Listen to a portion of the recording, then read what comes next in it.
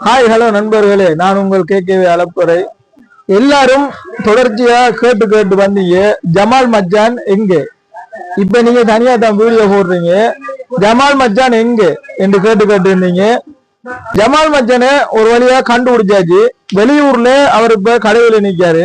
இடையில அவருக்கு வேற சோம் இல்லையா? அதை பத்தி நம்ம விசாரிப்போம், என்ன நடந்து ஏது நடந்து என்று. இப்ப நாம அவரை சந்திக்க வந்திருக்கோம், வாங்க போய் சந்திப்போம். ஜமால் மச்சான ஒரு வழியா சந்திச்சாச்சு. இப்ப அவர்கிட்ட என்ன நடந்து என்று கேட்போம். அஸ்ஸலாமு அலைக்கும் ஜமால் மச்சான். சொல்லுங்க, என்ன மச்சான், என்ன நடந்து இவ்வளவு நாளா நம்ம சேனல்ல நீங்க வீடியோஸ் போட்டு இடையில திடீரெண்டு அப்பல மாயமான ஆக்கள் எல்லாம் கேட்கா ரோட்டுக்கு ஓட்ட இருக்குன்னா ஜமால் எங்க ஆள் இல்ல, இப்ப என்ன நடந்து அவரை ஊர்ல இல்ல ஆள், என்ன நடந்து ஏது நடந்து என்ன மச்சான் நடந்த உண்மையா சம்பவம் என்ன? எனக்கு எனக்கு சோம் இல்ல, கிட்னி கொஞ்சம் பிரச்சனை. இப்ப பிள்ளைகள் என்ன கை விட்டுட்டு நான் இப்ப எங்க தங்கச்சி மாட்டினா இருந்து சாப்பிடுற தின்ற குடிக்கிற எல்லாம் சங்கத்தில் விட்டா இருக்கேன். இப்ப நான் சாப்பிடுற வந்துட்டு நீ பெருசாலாம் இனி நம்மளால எந்த விதமான இதையும் செய்யறது நம்மளால ஏனாது. நான் கொஞ்சம் நம்மளா இருக்கேன் எல்லார உதவியால. இந்தி இந்த விசாரிகளும் நம்ம இப்ப சொல்றீங்க மச்சான், என்ன பிரச்சனை ஏரியா?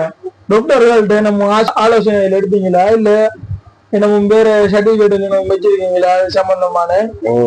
நான் ஏற்கனவே குட்டி வந்து கொடுத்தேன், கொடுத்து வந்துகிட்டு பெரும்பாலும் இன்னைக்கு குட்டி வந்து எடுத்த வந்துகிட்டு விளையாட எடுத்து ஒரு குட்டிலன்னா இயங்கிட்டு நீ பெரும்பாலும் பாரதூரமான வேலையை நம்மளால செய்யலாம். நமக்கு இந்த முந்திருந்த இதுகள் நம்மளால இப்ப இயலாது. இனி வரணும்னு சொன்னா இனி அல்லாட சுரம் இருந்தா தான் நமக்கு இது செய்யலாம். அல்லா போதுமானது. மச்சான், நீங்க இவ்வளவு காலம் இந்த கடல் தொழில் செஞ்சீங்க இல்லையா? இப்ப உங்களுக்கு கடல் தொழில் செய்யலாம் இருக்கு அப்படின்டா. இப்ப என்ன தொழில் செய்யறீங்க? நான் இப்ப வந்து விடேசி மனோமனா தான் ஈக்கியம் வந்து தொழில் ஒன்றும் இல்லை, தொழில் செய்யறதுக்கு இல்லை. இப்ப இனி யாரும் நம்ம கூப்பிட்டா அது செஞ்சுட்டு வந்து சும்மா கூலி கூலி வீச்சு நாரடைக்கு மாண்டது பாரதூரமா வேலை இல்லாமல் இருக்கு. மனோமனா பேருந்து மற்றபடியும் நம்ம அளவு செய்யவே இல்லாது. தொழில் செய்யற அளவுக்கு நம்ம அளவு நம்ம சேனல்ல இப்ப உங்களுக்கு திரும்ப வீடியோ செய்யறதுக்குரிய ஆர்வம் என்ன இருக்கா என்று அதையும் சொல்லுங்களேன்.